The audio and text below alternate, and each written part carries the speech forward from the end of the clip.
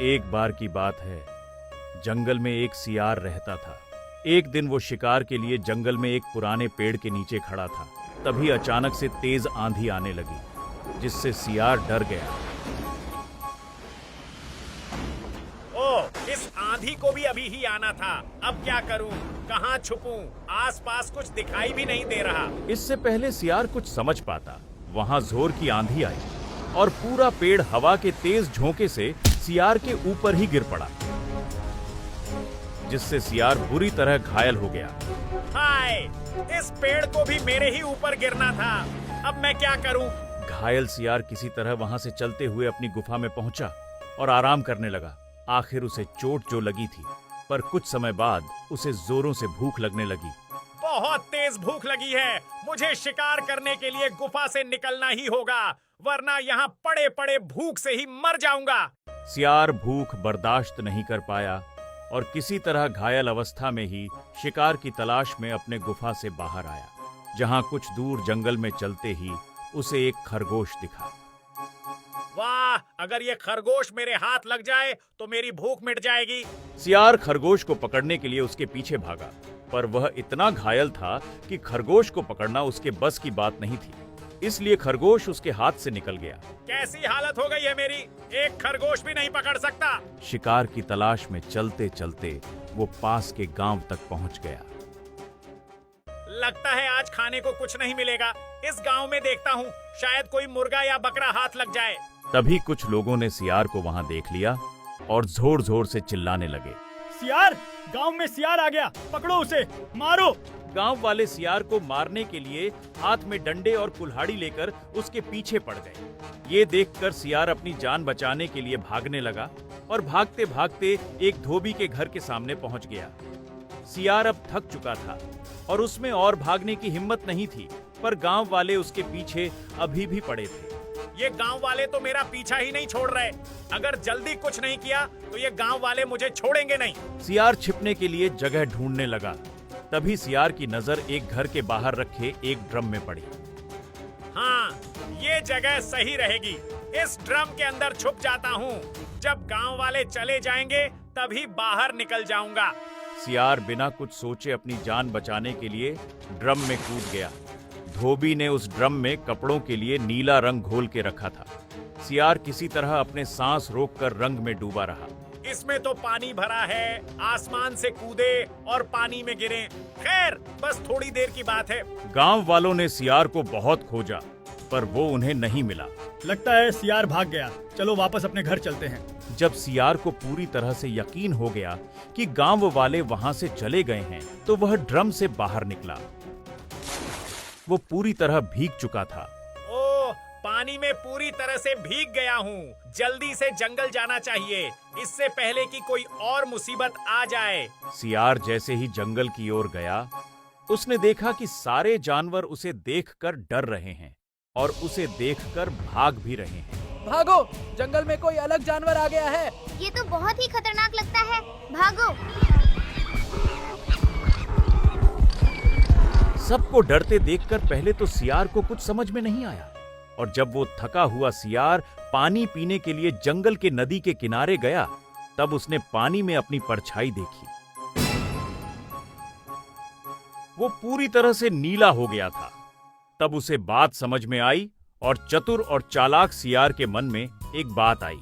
अच्छा, तो ये बात है। मतलब उस ड्रम में पानी नहीं बल्कि नीला रंग था, और जंगल के जानवर मेरे नीले रंग के कारण मुझे कोई और जानवर समझ के डर रहे हैं।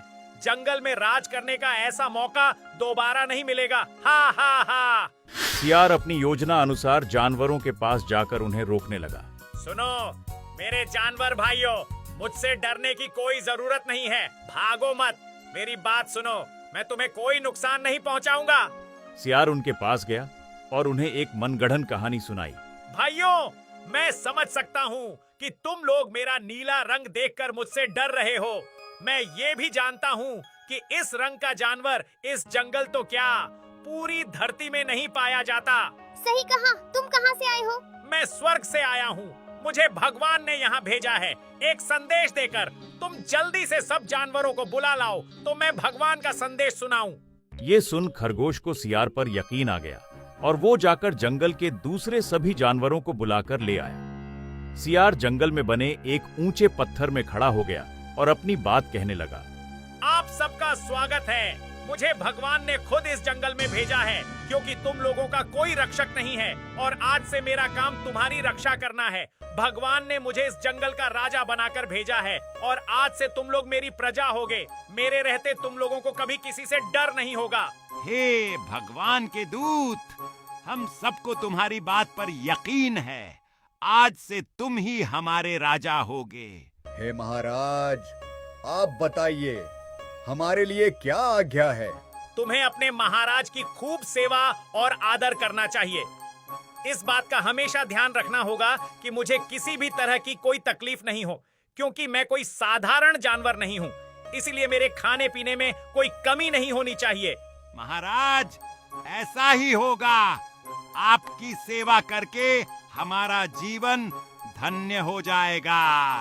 उस दिन से जंगल के सभी जानवर सियार की सेवा में लग गए और सियार अपना जीवन ठाठ बाट से गुजारने लगा।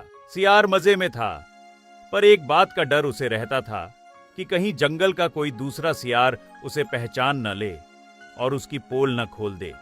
इसलिए उसने शेर को आदेश दिया, जंगल के सभी सियारों को भगा दिया जाए क्योंकि उनके कारण जंगल का माहौल खराब हो रहा है। जो आज्ञा महाराज।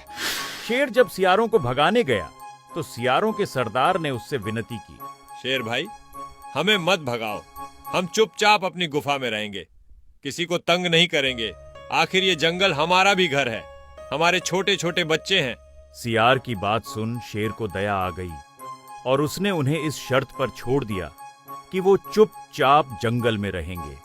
और इस तरह जंगल में नीले सियार का राज हो गया और वो मन ही मन बहुत खुश था, क्योंकि अब उसे किसी भी चीज के लिए भागना नहीं पड़ता था।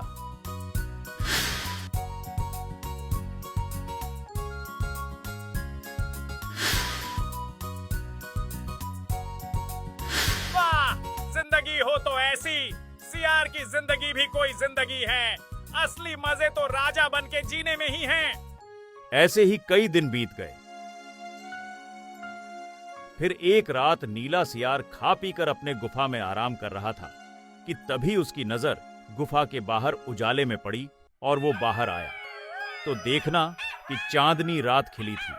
तभी जंगल में सियारों की टोली हू की बोली बोल रही थी।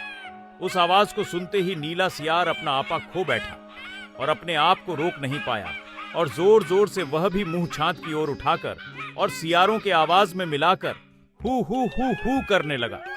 ऐसा करते शेर ने देख लिया और सब समझ गया, ये तो सियार है, कोई भगवान का दूत नहीं। ये हमें धोखा देकर जंगल का राजा बन गया।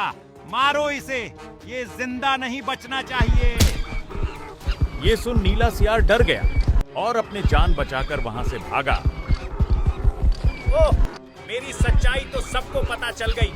अगर जान बचानी है तो यहाँ से भागने में ही भलाई है। सारे जानवर गुस्से से सियार के पीछे पड़ गए और सियार को जंगल छोड़कर हमेशा के लिए भागना पड़ा, क्योंकि उसकी पोल खुल चुकी थी। बहुत समय पहले की बात है। एक जंगल के किनारे दो राजाओं का भयंकर युद्ध हुआ, जिसमें एक कड़ी टक्कर के बाद एक राजा जीता और दूसरा हारा। युद्ध के बाद दोनों राज्य की सेनाएं अपने अपने नगर लौट गई, पर एक बेचारा ढोल अकेला छूट गया। एक दिन आंधी आई और वो ढोल लड़कते लड़कते पेड़ से टकराया तो ढोल से आती आवाज उस सियार के कानों में पड़ी। अरे, ये भयानक आवाज कैसी है? आवाज सुनकर सियार अंदर से तो डरा हुआ था, फिर भी उसके मन में ये जानने की इच्छा जरूर हुई कि आखिर वो आवाज आई कहां से। उसके दिमाग में तरह तरह के सवाल उठ रहे थे। ये कौन सा जानवर है भाई? ना भागे ना उड़े, बस धड़ाम धड़ाम करता है। पक्का किसी दूसरे ग्रह का भूत होगा। सियार डरते डरते ढोल को देखने के लिए आगे बढ़ा। तभी एक छोटी सी गिलहरी ढोल पर कूद गई और ढोल में आराम से बैठकर मूंगफली खाने लगी। ये देखकर सियार खुश हो गया। अरे, ये तो गिलहरी है। अरे भाई, ये भूत नहीं है, बेकार ही मैं डर रहा था। सियार हिम्मत जुटाता है और धीरे धीरे ढोल की तरफ बढ़ता है। पर तभी एक और जोर का हवा का झोंका आता है और धड़ाम आवाज होती है। सियार डर के मारे सीधा पीछे गिर पड़ता है। अब समझ आया, ये अंदर कोई मोटा ताजा जानवर छिपा है जो मुझे डरा रहा है। अगर किसी तरह इसको पकड़ लूं, तो एक नए तरह के स्वादिष्ट खाने का इंतजाम हो सकता है। सियार खुश होकर ये बात अपनी पत्नी सियारिन को बताने के लिए जाने लगा। पर कुछ देर चलते ही उसके सामने एक शेर आ गया।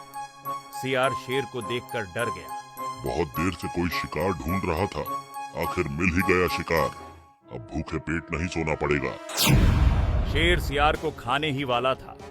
तभी सियार के दिमाग में अपनी जान बचाने की एक योजना आई और उसने शेर को रोकते हुए कहा, शेर महाराज रुकिए, आपको भोजन चाहिए ना? मैं आपको भोजन लाकर दूंगा। ऐसा स्वादिष्ट हट्टे कट्टे जानवर का भोजन आपने कभी नहीं खाया होगा। ऐसा कौन सा जानवर है जिसे मैंने नहीं खाया? आज ही मिला है मुझे। मैं अपनी पत्नी के साथ उसी का शिकार करने जा रहा हूँ। उसको पकड़कर मैं उसे सीधा आपके पास ले आऊंगा। ठीक है, पर अगर तुमने झूठ कहा तो तुम्हें और तुम्हारी पत्नी दोनों को खा जाऊंगा। मंजूर है महाराज, पर मेरी भी एक विनती है। बताओ, क्या विनती है? जो भी शिकार मैं करके लाऊंगा, उसका आधा आधा करना होगा। आखिर हम इतनी मेहनत करेंगे। वैसे भी वो जानवर इतना मोटा ताजा हट्टा कट्टा है कि हम दोनों के लिए काफी होगा। ठीक है, अब जल्दी जाओ। सियार अपनी जान बचाकर और शेर को शिकार देने का वादा करके जल्दी से अपनी पत्नी सियारिन के पास गया और उसे सारी बात बताई। सुनो सियारिन, मुझे जंगल में आज कुछ ऐसा दिखा है जिससे आज रात हमारा भोजन बहुत ही स्वादिष्ट होने वाला है। ओहो, क्या बात है? कोई शिकार फंसा है क्या? हाँ, एक ऐसा जानवर जो बाहर नहीं दिखता, सिर्फ धड़ाम धड़ाम की आवाज निकालता है। अरे तो तुम उसको लेकर क्यों नहीं आए? सुनते ही मेरे मुंह में पानी आ गया। हट, तू क्या समझती है मैं बेवकूफ हूँ? उसके दोनों तरफ सूखी चमड़ी जैसी दीवार है, जैसे कोई कवच हो। अगर एक तरफ से हाथ डालूंगा तो दूसरी तरफ से भाग जाएगा। समझदारी से काम लेना पड़ेगा, तभी वो हमारे हाथ आएगा, वरना हम देखते रह जाएंगे और वो भाग जाएगा। तुम बिल्कुल सही कह रहे हो। हमें कोई पक्की योजना बनानी होगी। मेरे पास एक योजना है। हम रात को जाएंगे और जब वो जानवर सो रहा होगा तो उसके अंदर हाथ डालकर उसे पकड़ लेंगे। हाँ, ये योजना अच्छी है। फिर तो पेट भर के खाएंगे। हाँ, पर हमें शिकार का आधा हिस्सा शेर सिंह को देना होगा। मैंने उससे वादा किया है, वरना वो हम दोनों को खा जाएगा। किसी शर्त पर उसने मेरी जान बख्शी है। ठीक है, अब जल्दी चलो। अपनी योजना के अनुसार सियार और सियारिन रात होते ही ढोल के पास चले गए और थोड़ी दूर से ढोल को देखने लगे। तभी हल्की हवा चलने लगी और ढोल नीचे लुढ़ककर एक पत्थर से टकराया, जिससे आवाज आई, धड़ाम धड़ाम। सियार और सियारिन यह सुनकर डर भी गए और खुश भी हुए। देखा, मैंने कहा था, मोटा ताजा जानवर है। हाँ हाँ, अब तो इंतजार भी नहीं हो रहा। तो योजना के अनुसार हम तेजी से इसके ऊपर के कवच को चीरेंगे और एकदम जोर से हाथ अंदर डालकर इसे दबोच लेंगे। एक भी सेकंड की देरी और शिकार गया। हाँ हाँ, मुझे भी बहुत भूख लगी है और ऐसा शिकार हाथ से जाने कैसे दे सकते हैं। मैं बिल्कुल तैयार हूँ। दोनों ढोल के पास बैठ जाते हैं और तेज दांत मारना शुरू करते हैं। चमड़ी चीरने की आवाज आने लगती है। सियार और सियारिन एक दूसरे की तरफ देखते हैं। तैयार? हाँ हाँ, बिल्कुल तैयार। 1 2 3।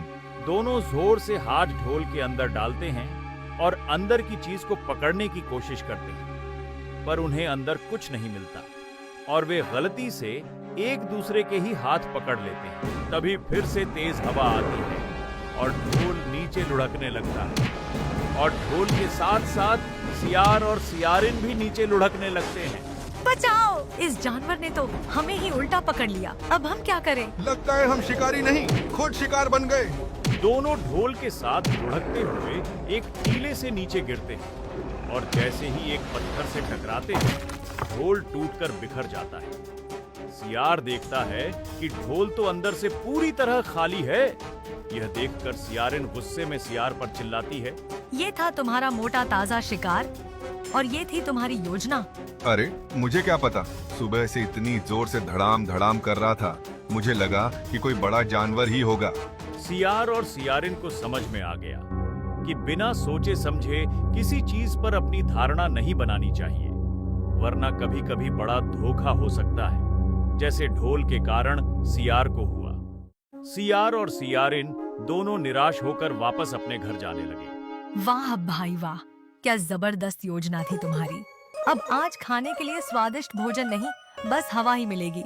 उफ, ये जो देखने की आदत है बिना समझे, वो एक दिन बर्बाद करेगी।